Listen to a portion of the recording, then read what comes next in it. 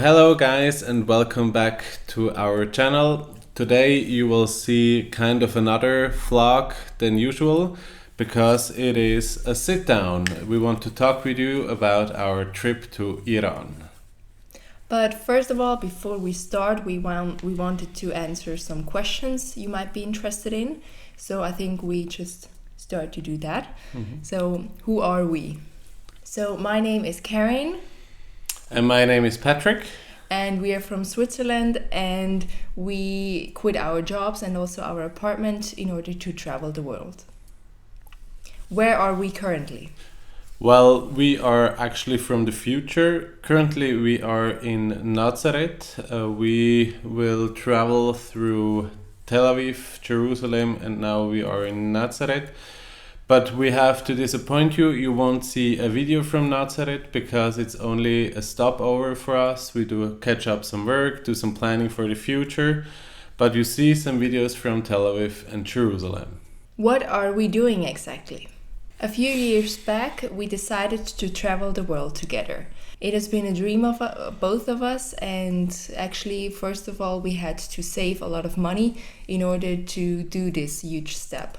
So in October 2019, we finally achieved this moment and we started our travel. And the first country we visited was Turkey, and more specifically Istanbul.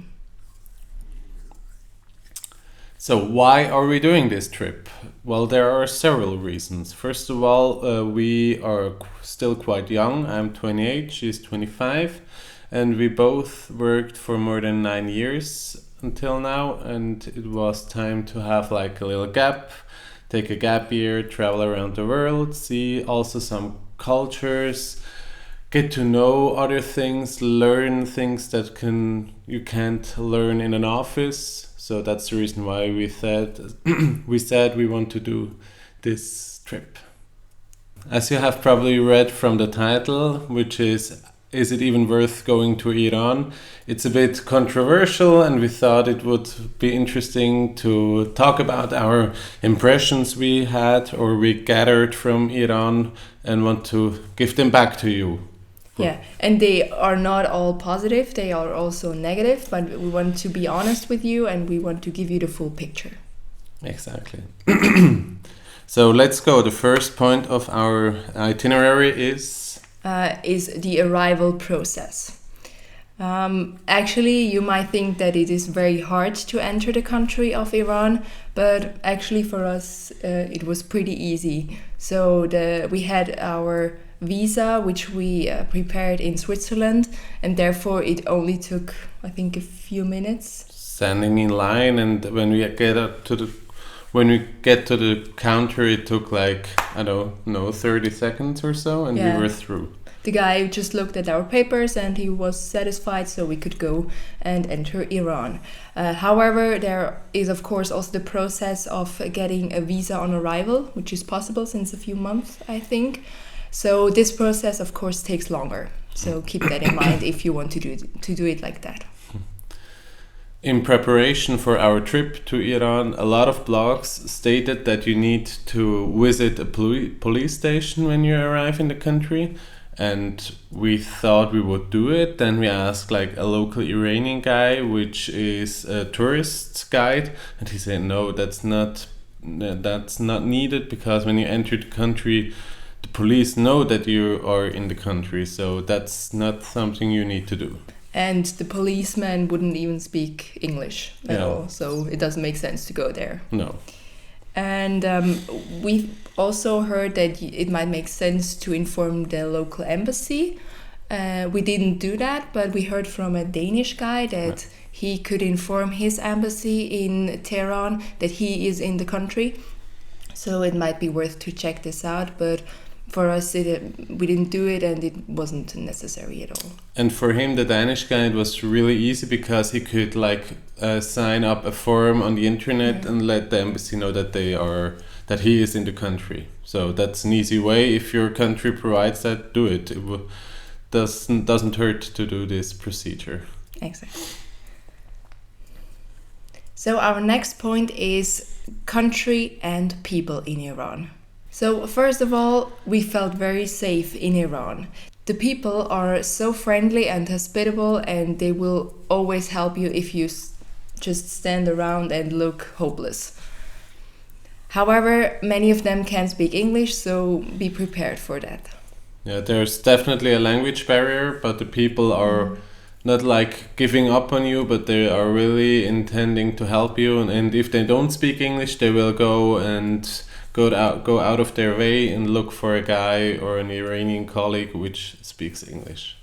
Another thing is that Iranian are really honest people. Well, most of them, because once we were in a Snap, which is like the local Uber from Iran, because Uber is blocked from Iran. We gave him too much money because it was like 40,000 rial, and I gave him 50,000 rial, and he wanted to return me the 10,000 rial, and I said, no, it's fine. But he actually wanted to insist on giving it back because like it's his nature to give back the right amount of money, which I think it's such a little amount of money, but it's beautiful to see that people are still honest and kind towards tourists. Yeah. So because the people in Iran are so friendly, you're likely to get invited to their homes. And we also had these offers. Unfortunately, we couldn't really accept them because our plans didn't match with the invitation. But still, we stayed in a home in Keshem Island with a family, and it was just beautiful because they prepared a lot of delicious food, and we really enjoyed that. So make sure to check out this invitation if you get one. It's beautiful to see how these people interact at home when they are not like speaking with tourists. It's a nice experience. Definitely do it. Yeah. Maybe a thing to mention is that the weekend isn't the same weekend as we have it, Saturday, Sunday. The weekend for the Iranians is Thursday and Friday. So you might need to adjust your plans because some things won't be open. Maybe you want to see a site. Just check if it's open on a Thursday or a Friday. As I said in the beginning, we also tell you things that we didn't find very nice in Iran. And one thing was that a lot of people throw their waste just on the streets, and we're just not used to that because we have bins and people follow these rules. And once, for example, we saw a woman on the bus station, and she had like some trash in her hands, and she would just throw it to the bin, and of course she didn't, and of course she missed the bin, and she wouldn't stand up to get it. So for us it was very strange to see that, but it's actually happening there, and it is as it is.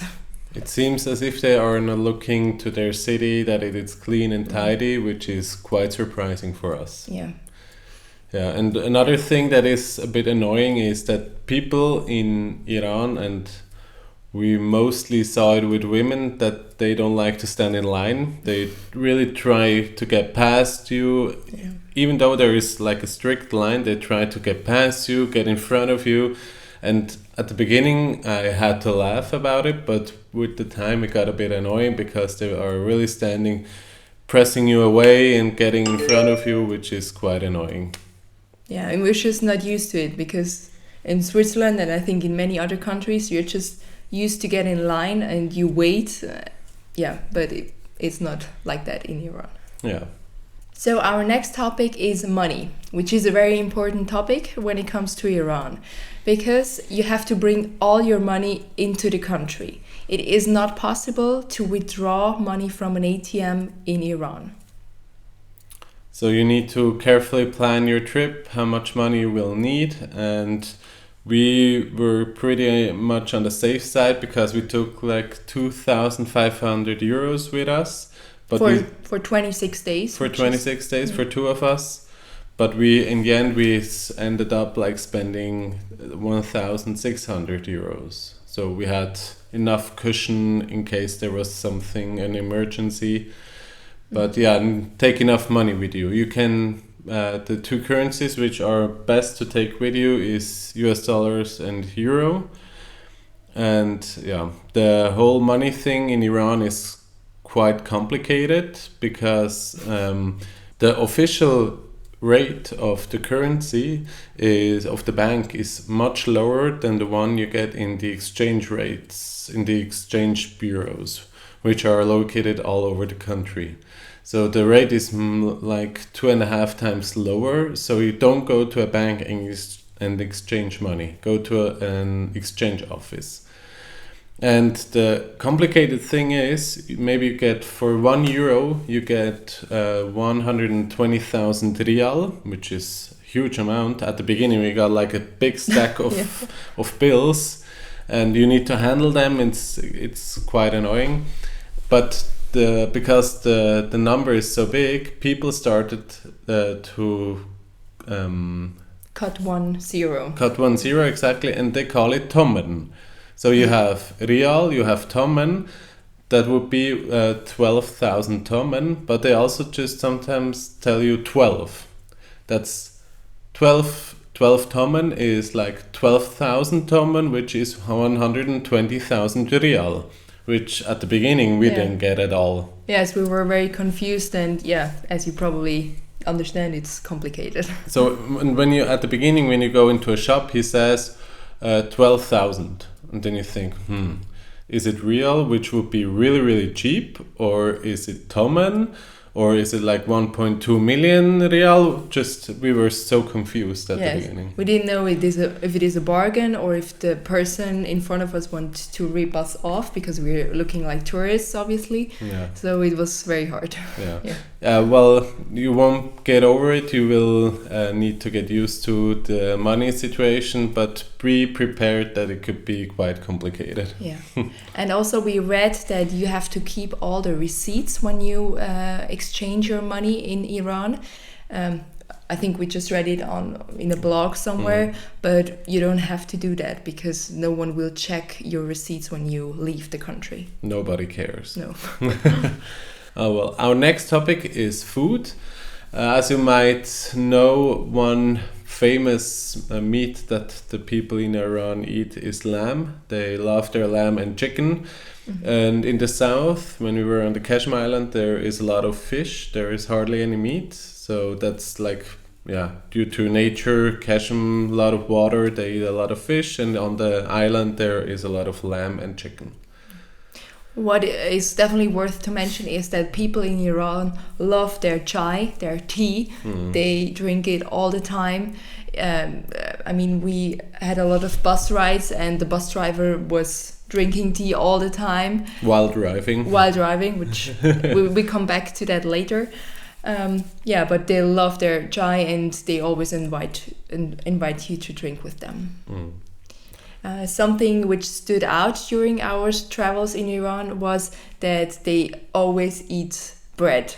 They have bread to every meal, like breakfast, lunch, dinner, and they would just have their bread and fill it with their toppings, with meat or cheese or whatever, and then they would wrap it up and they would eat it. So it's very delicious, but it's not very healthy to eat bread all the time. So but you can't change that. No. But one thing that we need to mention is that the variety of meals that you get in the restaurants is quite limited. Yeah. So at the beginning we loved like a kebab, but at the end it was like another kebab. Yeah. So you don't have to go to Iran to enjoy beautiful cuisine, but the food that you get is delicious. So during the time when we were in Iran, we stayed in a lot of hostels, and it is a great idea to check out what they offer food-wise. We could sign in for dinners at our hostel, for example, in Isfahan, and they would prepare local delicious, which are parents of the people who work there prepared, and it was just delicious. They had vegetarian dishes, so it was also a good change for once, and we highly recommend that you check this out. So one big topic of our travels was transportation. The country was huge. Actually, we didn't realize before going there that it's that huge, because when we took our first bus from Tehran to Esfahan, which lasted 6 hours, and this is one of like the shorter distances, so get prepared to sit a lot of hours in a coach or in a bus. And yeah, the buses are a whole nother topic, because driving in Iran is quite crazy. It is not as we know it in Europe or maybe Switzerland. We are quite like strict, following the rules, driving in the lines, and in Iran that's a whole nother story. They are driving as they wish, they are honking, they are driving too fast, and yeah, just wear the seatbelt in the bus. You might need it. Yeah, but sometimes you don't have a seatbelt. Yeah, true. Which is also a little bit intimidating. Yeah. But yeah, you can't change that either. So you just have to go with it. Yeah, and another thing is that we always checked out how long the bus ride will take. So, for example, on Google Maps it says 5 hours, but it most probably will last longer, because like 7 hours or like so? 7 hours, because the bus always makes stops, which is of course good. There is always a huge break, I think in the middle somewhere, that you can go to the toilet and eat something. But also apart from this big break, there are several other stops, because it seems like people can just say where they want to get off the bus, and then the bus would stop and take another 10 minutes, so it gets longer and longer. And yeah, you might take that into consideration, because you might have a flight in Tehran that will leave on time, and then you have to make sure that you're there earlier. Plan in enough time for the bus ride. Don't go take Google Maps for granted when it comes to the time. Yeah, true. As we already talked about, Snap is an app from Iran, which is an equivalent to Uber. The most important thing about Snap is you can like pinpoint your location and your destination, and it calculates the price for you. So that is, for us, it was the only way to get like a local price on transportation, because when we arrived, for example, in Esfahan to our hostel, the taxi driver offered us a rate of 5 million rial, and in the end we paid 100,000 rial. That's like 50 times more than we have paid with Snap. So yeah, it's crazy. Yeah, so that was our way to see how much should a fare cost. If we needed to get a taxi, we looked on Snap, so we had like a rough idea. Taxis are always a bit more expensive, but then you have like a price range that you can work with. And another thing which is important about buses is that you might opt for a VIP bus. And they are much more comfortable than we are used to in Switzerland, even in Switzerland. So you have a lot of leg room, you have tables, you sometimes get some food and drinks, which is very nice. And yeah, I think it's only a little bit more expensive, so we highly recommend that you go with that. And still pretty cheap. We paid like 4 euros per person or 5 euros per person for a VIP bus. So 4 is 5, 6, 7 hours. Yeah, or even 9 hours of bus driving. So yes, that's definitely worth it. Yeah, for sure. So another topic we want to cover is like the miscellaneous stuff. So first of all, as a woman, when entering to Iran, you have to wear a headscarf, which seems, that's just a thing that you have to do there. Another thing is clothes. You will read in a lot of blogs and books that you should wear loose-fitting clothes while being in Iran, and this is true. But I also figured out that basically you just have to cover your butt. So you can wear like leggings or tight jeans, but as long as your butt is covered, so that means that you have a longer top wearing, then you're fine. Then we have the topic toilets. as you might can imagine, they have another toilet system than we have in Europe. Squatty potties. Squatty potty, exactly. So you don't have a toilet, but you just have to stand there and kneel down, and that works, of course. But keep in mind that there isn't mostly any toilet paper, so bring tissues with you.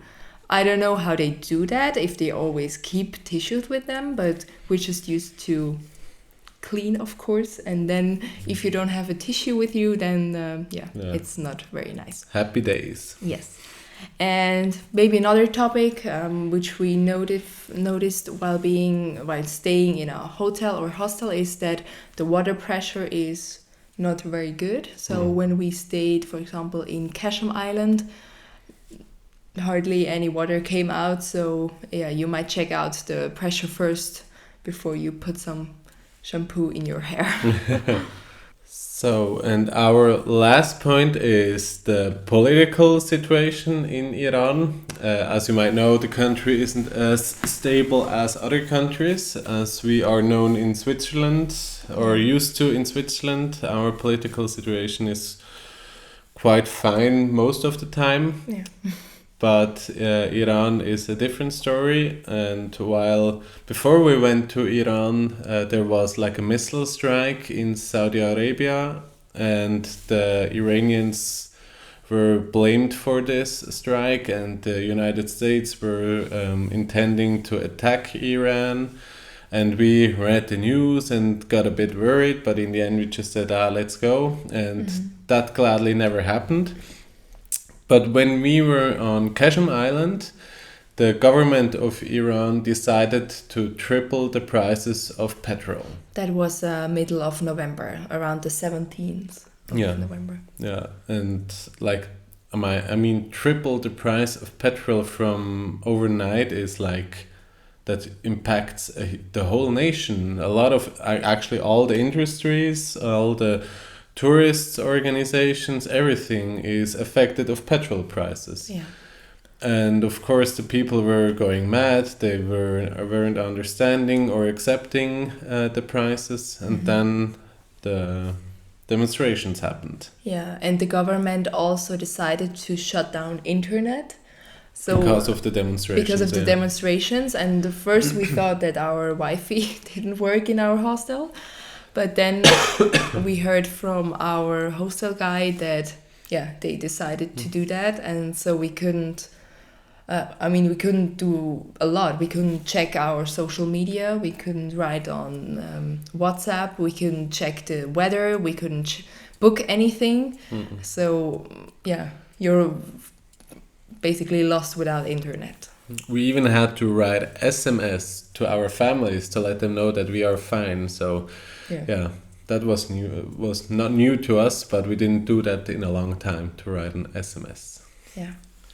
But when that happened, the demonstrations happened, we were in Kashem, but then we went to Shiraz, Esfahan, and Tehran, and we never actually saw the demonstrations. In Shiraz, we heard them, like demonstration, being loud and trying to get the government to hear. And we also saw a small fire on the streets in Shiraz, but it was just very small and no people around that.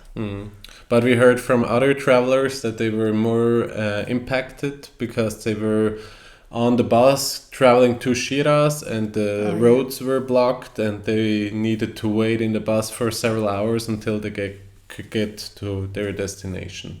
Yeah. But otherwise, for us, it was we weren't really affected except for the internet. Yeah. But we heard that people got shot and that there were incidents which, sound crazy, but it shows you how big the country is, because those incidents happened in the city that we were in, and we didn't get any news about it. We didn't, we're affected at all. So I wouldn't carry that much weight on such an incident, because it's a huge country and most of the time you won't be affected. So for us it wasn't that bad, and the prices weren't so much higher than before. Not at all. So we didn't really Yeah. So overall, we loved our trip to Iran. We really liked the landscapes. I mean, you see so many different things there, and the people and the interaction with them. It was just unforgettable. And we highly recommend that you go to Iran, that you visit it, and that you stay with locals, and that you stay in hostels as well. Yeah. And what do you think? For who is it worth to go there? I think everybody can go there. Single female women can go there. I mean, we saw a lot of single female travelers. Yeah. Then we also saw families with children, which seemed to be safe. And yeah, and people from the hostel, they were very happy that they see families with children, because a lot of people think that it's dangerous in Iran, but it isn't, and I think they're so happy to see travelers like this. And our goal now is to tell the world how beautiful and safe Iran is, because I mean, the people aren't the government. No. That most of the people don't accept what the government is doing, and that's why there are demonstrations. And just because the government isn't acting the way you like, you shouldn't penalize the people from Iran. Go there, visit them, talk to them, and you will get a whole nother image of the country. And you will have a great time, really. Yeah, definitely. Yeah. And go for at least 3 weeks, because the country is huge. You need that much time to visit a big part of it. Yeah, so we will definitely go back to Iran. We don't know when, but it is definitely going to happen. Yeah, definitely. So we hope you liked this kind of video. It was a little bit different, but we wanted to make sure that we show you what we think about Iran, and we hope we gave you enough reasons to travel there. Yeah, and if you have any question regarding any topic, leave a comment below and we will get back to you with our input. So, thank you very much for watching. We loved our stay in Iran. I hope you will go there too. Yeah. And yeah, see you in the next one. Bye.